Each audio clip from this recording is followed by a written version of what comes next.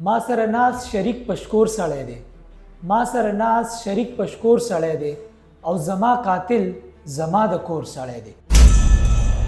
تاسو ته به د اسلام آباد های کورټ هغه واقعه یادي چې کله د اسلام آباد های کورټ په احاطه کې عمران خان صاحب د ګریوان نه ونیو رینجرز او پولیسو په دیکو باندې هغه گرفتار کو او هغه ځای نه بوتل. دا هم هغه کیسو هم هغه کیسه وه او په هغه کیس کې عمران خان صاحب ته چې کوم د بلاهر سزا ورته واوروله.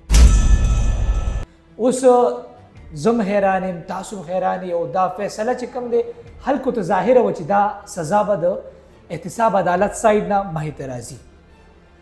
خبره څه دا رنګې ده جي عمران خان صاحب ته د دې وخت او د دې حالاتو څه پته وه.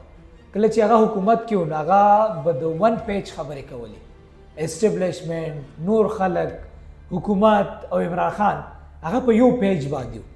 عمران خان صاحب دا تصور به هم نه و کړی چې وخت په داسې حالات راځي هم په دې کیس کې به ما ته چې کوم د سزا ورولی کېږي. عمران خان صاحب هغه ټیم کې د ون پیج خبرې کولې، هغه په غلطه و.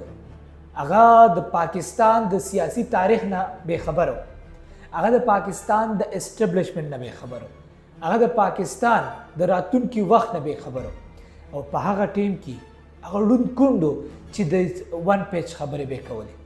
عمران خان صاحب دا تصور هم نه کړی چې زه به دې سټیج ته راځم، حکومت به مې ختمیږي، په ما به چارجز لګي، په ما به دفعې لګي، زما خلاف به کیسونه کولاویږي، ما ته به پکې سزاګانې ورولی کېږي او ما به بالکل د سیاست نه اوټ کوي.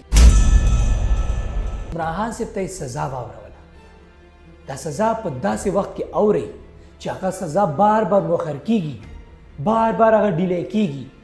خو د دې وروسته یو غټ پلانینګ و او د عمران خان صاحب خلاف پوره پلانینګ وشو، ځکه چې اپوننټ پارټۍ ته مخالفینو ته داسې شواهد لاس ته نه راغلي چې فیصله واوري او عمران خان صاحب ته پکې سزا میلاو شي.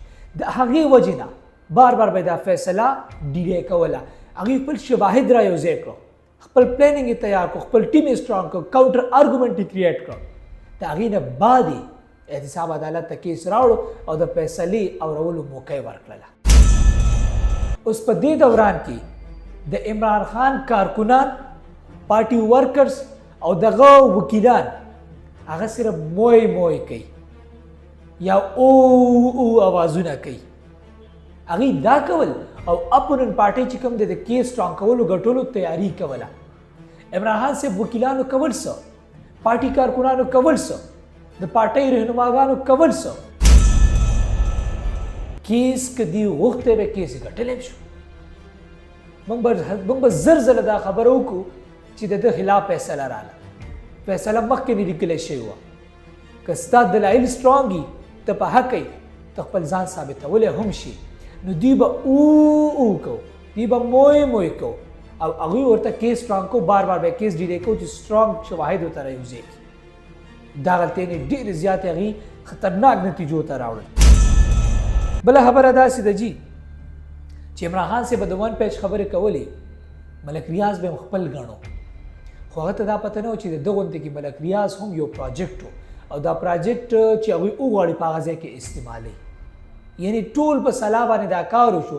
هم هغه کیس چې د ټولو خلکو په مشوره وشو هغه د عمران خان صاحب خلاف کولاو. خو عمران خان زه به بیا وایم چې ډېر نالایقه سیاستدان. که تا ته پته و چې زه به په فیوچر کې زه به ایکشن اخلم، زه به لانګ ټرم دپاره سروایول کومه، نو بیا به نه به دې پیسې اخیستې، نه به دې فیور ورکولی، نه به دې ګفټس اخیستې، هېڅ به دې نه کولی. ولې چې کله ټیک ټاک اوسېږي، کله آنېسټ اوسېږي، کله چې کوم دی خپل رولز اپلای کې، نو هلته کې به ته غلط کار به نه کې، خپل به ځان به کلیر ساتي. ولې چې ستا دشمنان به ډېري، ستا خلاف به واړه واړه شواهد چې کوم دی رایوځای کولو کوشش کوي، نو ته به کوشش کوې چې د غلطو کارونو نه، غیر قانوني کارونو نه، غیر اخلاقي کارونو نه به ځان ساتي. فیور به دې نه ورکولی ملک ریاض ته، تو شهانه کې به ګفټس نه اخیستې، نکاح دې کوله په صحیح طریقه به دې کړی. خو هغه ټیم کې په هغه سترګې پټې وي او صرف د ون پیج خبرې کولې. نن هغه پراجیکټ ملک ریاض دغه خلاف استعمال شو. ملک ریاض ته به ډیل میلاو شي او کامیاب شي او ګیر پکې څوک شو، هغه پکې عمران خان پای کې ګیر شو.